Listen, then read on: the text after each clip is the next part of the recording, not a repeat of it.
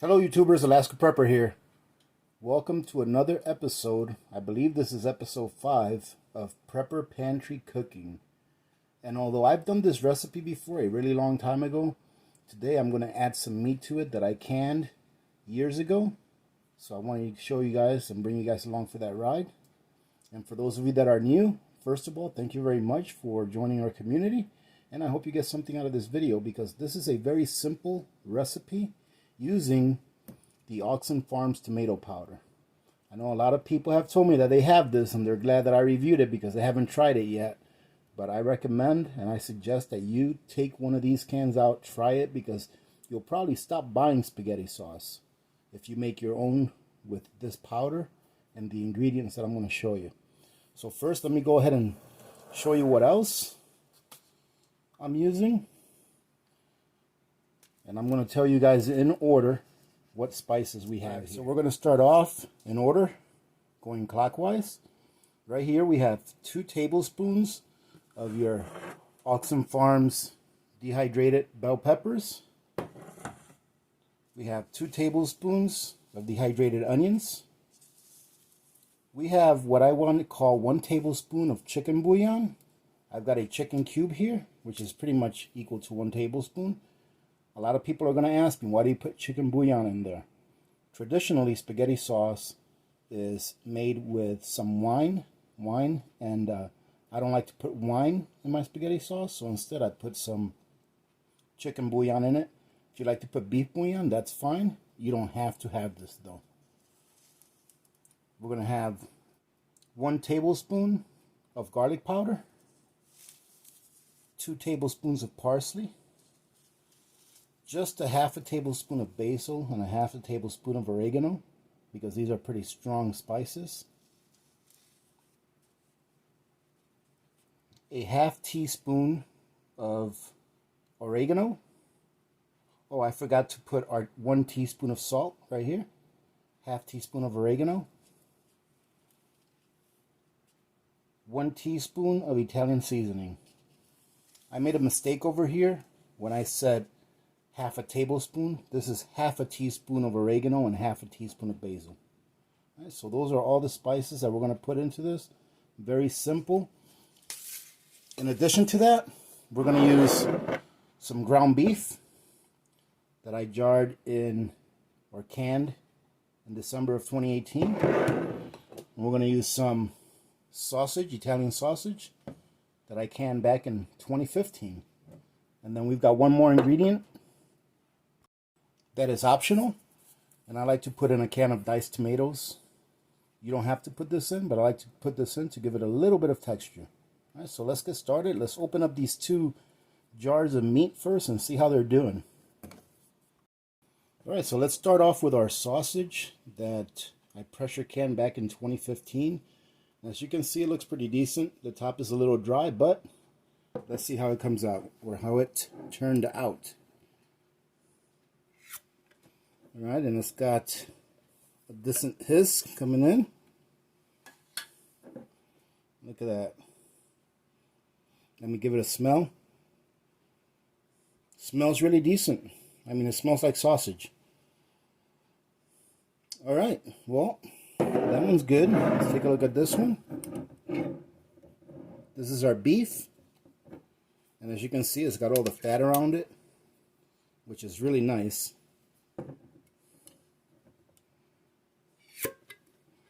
Another decent hiss on that one. And this is what it looks like inside. Just like it should. And it smells like beef. So ladies and gentlemen, for those of you that are new, alright, I should have gone over this before. I'll take a quick 20-30 seconds to explain.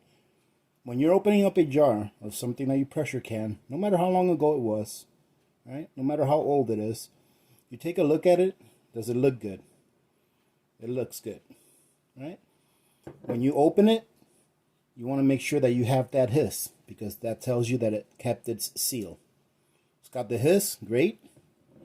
When you look inside, is it green? Are there any crawlies in there? No? Okay, looks good. Then you give it a sniff. Smells like it's supposed to smell. Good to go. One thing I do recommend though, especially for those of you that have jars that are a little bit older, just like my sausage here, make sure that you cook your canned meats pretty well, right, when you prepare them. That way it gives you an extra layer of protection in case there are some bugs in there. However, from what I understand, right, and don't get scared from this, from what I understand, botulism doesn't have a smell or a taste. However, if you follow all of these examples I gave you on how to make sure that your product is good, then you should have no problems. I've never had a problem over all the years that I've been canning my own foods. Never gotten sick. No one in my family's ever gotten sick, nor anyone that I've ever gifted any jarred food that I canned myself gotten sick. Now make sure you do your own research. Obviously, I'm not an expert. I just know what to do, what I've done in the past, and it's worked for me. All right, so let's go ahead and start putting all of this together in a pot just to show you how easy it is. The first thing I'm going to put in here is going to be this beef because it's got a lot of fat, so I want it to start breaking that fat up to make room for the other things going in there.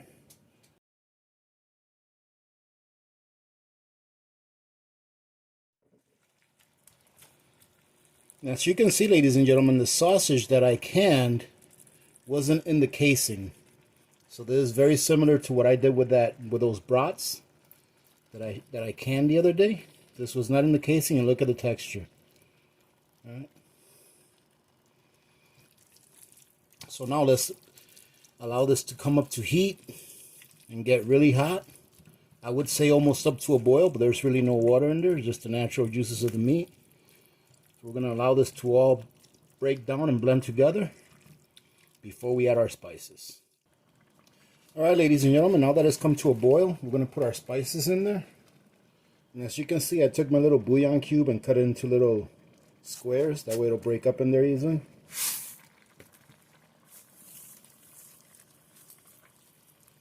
Blend all that in there. At the same time, we can put in our diced tomatoes if you decide to use them. But again, I'll tell you that it's not a requirement. It'll come out just fine without it.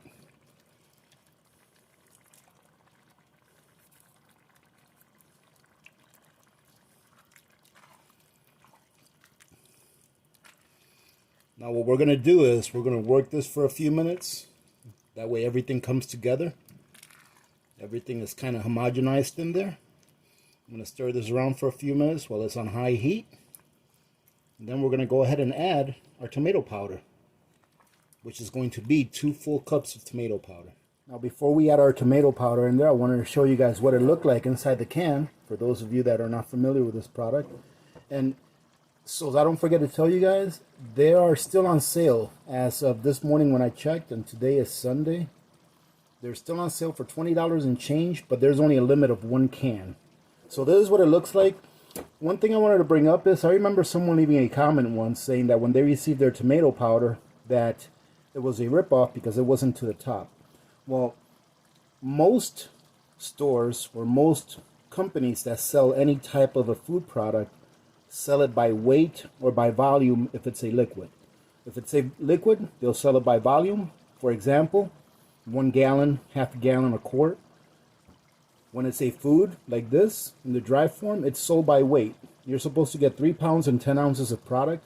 I remember opening one of these one day, and I do believe it was on a video, and I weighed it, and it was actually about 1 full ounce more than what they advertised. All right, so remember when you open your product that it's being sold by weight and not by volume. All right, so let's go ahead and add our 2 cups of powder in here. We're up to a roaring boil now on our pot, so we're going to go ahead and add our 2 cups of powder. And as you can see, everything's come together pretty well. Now this, ladies and gentlemen, 2 cups of powder is going to make you an awful lot. This is probably enough to feed my family 3 full meals each. So it's probably about 12 servings in this dish that I'm making here. So that's 2 full cups. We are going to stir it around and let all of this come together. And meanwhile, while we're stirring this, I'll remind you that we're going to need at least 8 cups of water to add to this. And look at that. You can see that it's kind of like turning into tomato paste. And it smells just like tomato paste that you got out of the can at this point. I like to do this. So if you notice that most of the water is disappearing because the tomato powder is sucking it up, I like to do this, and I like to bring this to as close as burning as I can, because I believe that that just allows all of the flavors to really bind together. So I'm going to stir this around a little bit more, and then I'm going to come up with my first 4 cups of water, put it in, and then stir it around. And guess what, ladies and gentlemen? We'll almost be done with this. That's how easy making this dish is when you cook out of your prepper pantry. All right, so you see how this all come together? Look at this. It's all pretty uniform. Kind of homogenized it a little bit, I guess you can say, as far as color goes. It's all together. All of the flavors are nice and blended in there. Now we're going to put in our first 4 cups of water.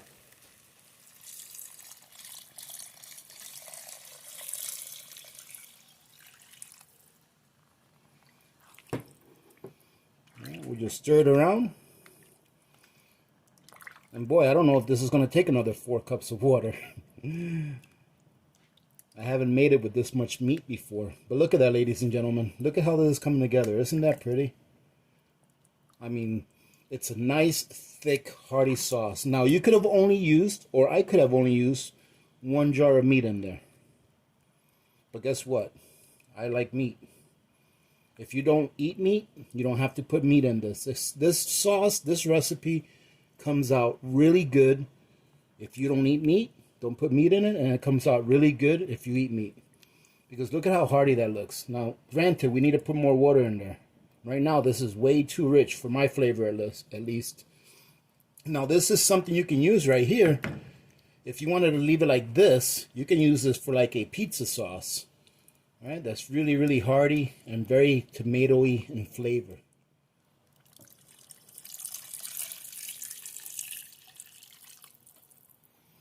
All right, look at that. The second 4 cups made it in there. So we have a total of 8 cups in here, ladies and gentlemen. 8 cups of water for this recipe. All right, so what I'm going to do now is I'm going to go ahead and make sure that this all comes together. All right, just like before. All right, so I'm going to let this simmer for at least 2 hours. Now, ideally, I would be letting this simmer all day long and just checking on it every once in a while. That really brings all of the flavors together and allows them to work with each other. But we're about 2.5 hours away from dinner time here. So I'm going to go ahead and put this on for just 2 hours, and I'm sure it's going to be fine. All right, so we'll see you then, ladies and gentlemen. We are all done, ladies and gentlemen. This has been simmering for just a little over 2 hours. I went ahead and removed it from my small burner. Let's open her up.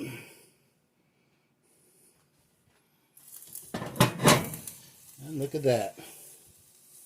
Looks pretty good. That's the fat from the beef and the sausage right there. But that looks really good, and it smells really, really good. Look at that, ladies and gentlemen. Look at how much that made. Like I said, this is easily 3 meals for 4 people. So that's about 12 meals in here. Let's go ahead and plate it up. I already made my angel hair pasta. So we're going to go ahead and plate this up and show it to you. I didn't think you guys really would be interested in seeing how I boil pasta. Pretty much just boil spaghetti or angel hair. Which brings up a good point that I'd like to make real quick. Ladies and gentlemen, when you're considering what type of pasta to put away for long-term storage, try to keep in mind that if you ever have to dip into that pasta for whatever reason, one of those reasons may lead to there being some kind of a fuel shortage or a grid down situation. So when you store pasta for long term, what I do is I like to store pastas that are easy to cook and fast. So angel hair pasta, being that it's such a thin spaghetti, this is spaghetti, it's just really thin, cooks a lot faster. It takes about 7 minutes to cook angel hair pasta from the time you put it in the boiling water to the time it's done. So, and that's if you like it well done. Some people may like it al dente. Take about 4 or 5 minutes. All right, so that's something for you to consider. So let's go ahead and plate this up and show you what it looks like. Well, ladies and gentlemen, there you go. Not too bad for a prepper pantry cooking video, huh? Or for ingredients that came from a prepper pantry. With the exception of the parsley and basil that I have on there that's fresh, that came from my arrow garden. But the question is, how does it taste? Well, let's take a look.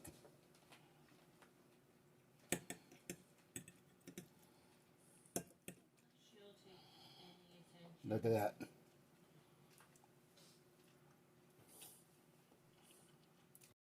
Well, ladies and gentlemen, I wouldn't lie to you.